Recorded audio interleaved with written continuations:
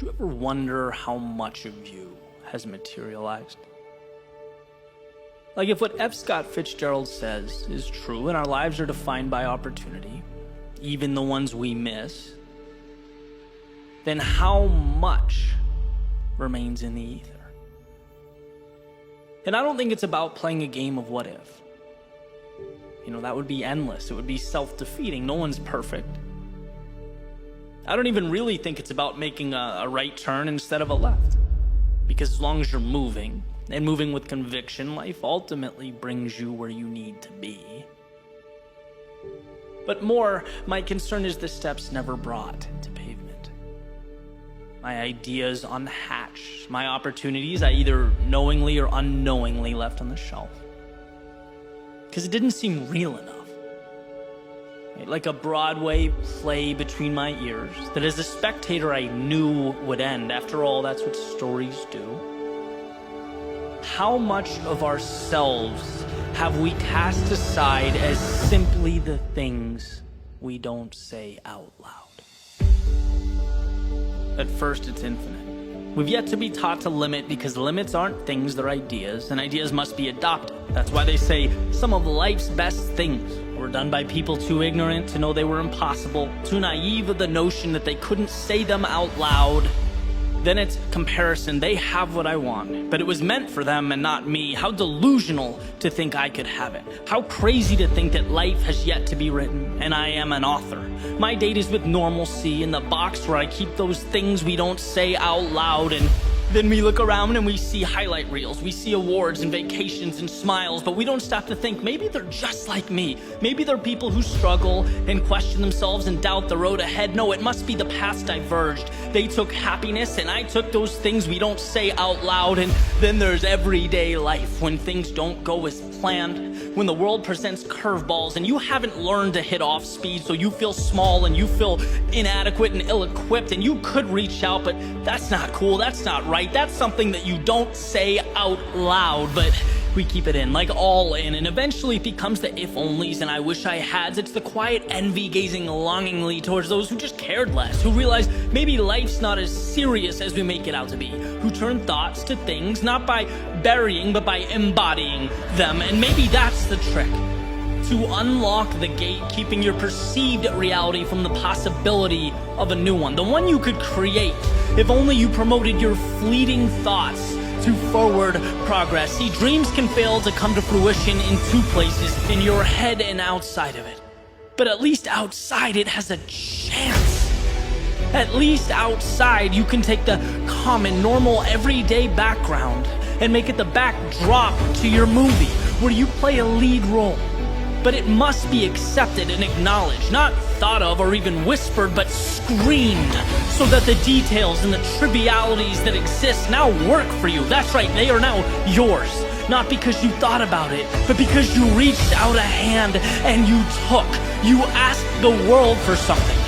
And in life, it will always be true that you don't get what you do not ask for. So when you find yourself staring up a wall comprised of self-defeating narratives and manufactured limits, be ignorant, be irrational, be the reason your dreams have a chance.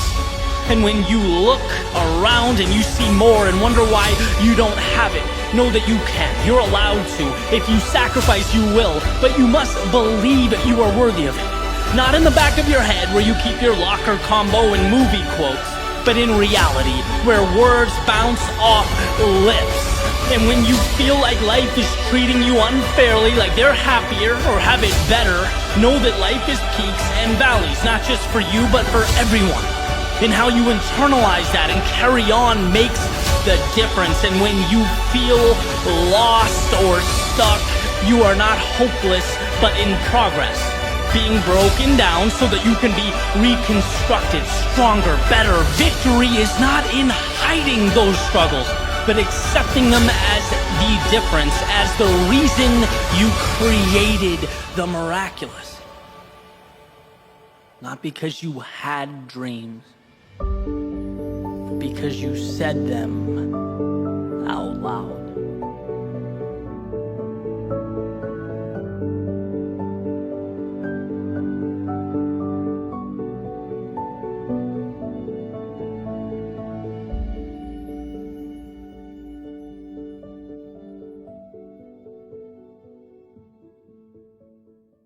to be stuck. Those moments in time where the world we've anticipated, the one that we've hoped for, well, it's not quite matching up with the one we're looking at. Those times where you stop and think, aren't I supposed to get out what I put in? Isn't the point of planning to have some type of control, some semblance of authority over the outcome? How do I get those worlds to align? I've been thinking a lot about how paradoxical life is, how what we fear is often the exact same thing we need most. How what we're terrified of is where we find our courage, it's where we become more. How when we look ourselves in the mirror and have no clue at that moment in time who the hell is looking back, well, that moment is when it all begins. Bingo. Here's what I think. I think being stuck is the blessing that we didn't know we needed, because at that moment in time, it begs us to be what we're not. It opens the curtain and unveils something that's so necessary, so imperative, yet so overlooked. Here's what the last decade of my life has taught me. It's taught me that until your back is against the wall, until you're up to your neck in regrets and I wish and opportunities passed by, until you realize that your reality is a fraction, a microcosm of your potential, you're not living. Because once you find that realization, well, that is when the magic happens. That's when we become who we might be. See, anyone can dance when the music is playing, but this moment, this is a special one. This is when you dance to silence. This is when you compose. I want to share with you an idea, a concept that's gotten me through the worst times. It's gotten me through times where I felt like I had nothing left, where I felt lost, unsure, underappreciated, where I felt like this world had absolutely nothing out there for me, that I was going to be a statistic, another dude who tried, failed, and quit.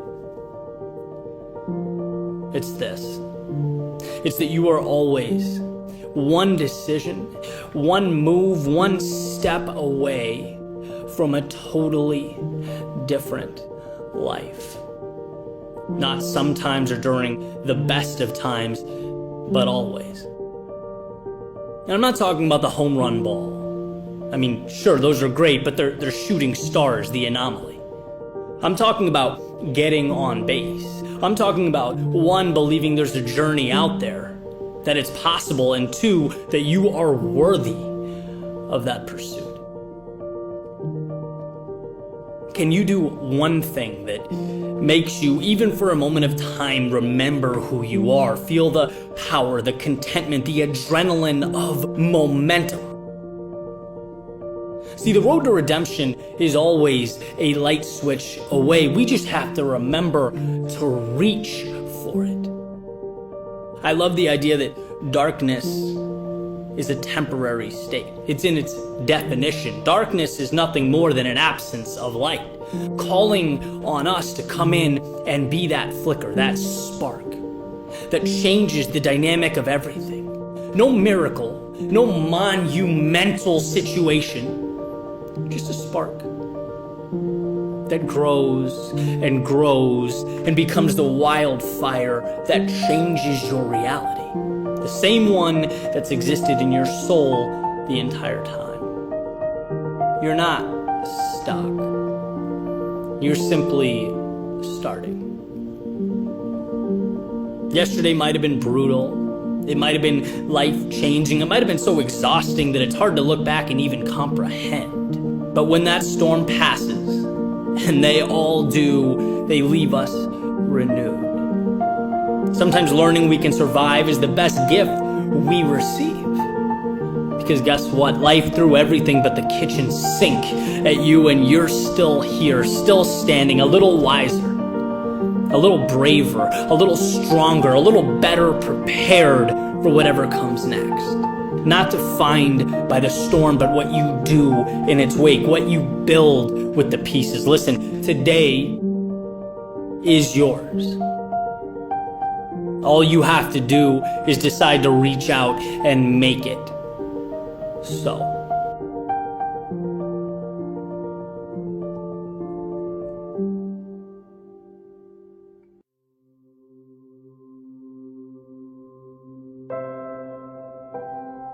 What is the complex but an accumulation of that which is simple? What are big things, if not just a multitude of little things?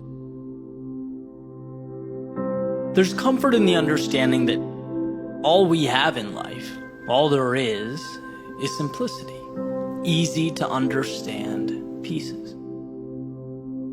It's just that sometimes we stack them so high that they start to take a new shape. But like Greg McKeown references in his book Essentialism, the power isn't always in acquiring answers. You already have them. They're in front of you. The power is in cutting away the things that don't need to be there. Removing all that stands between you and your ideal existence. And I think that's one of life's great misunderstandings.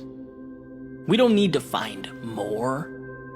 We need to remove that excess until we're face to face with what matters. And to adopt this principle, it's nothing short of liberating. Chaos, confusion, disorder, they don't imply that you lack the right things. They suggest you haven't stripped life of the wrong things. You have not simplified. 1,000 miles is intimidating when you look at it holistically. It's a long journey.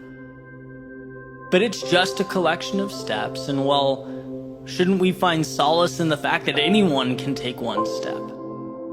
It's not a game of complexity, it's a game of understanding what's in front of you. And what's in front of you is always manageable.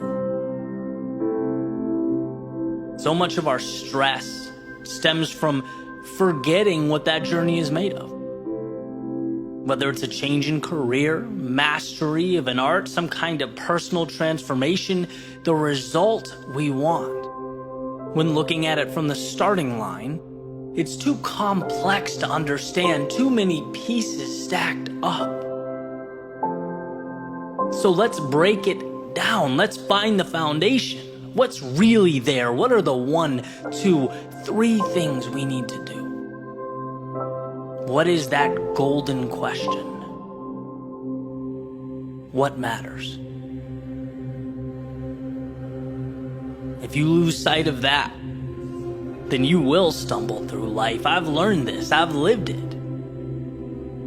The time I take to myself every day is invaluable to me because I ask myself those 2 questions. What matters?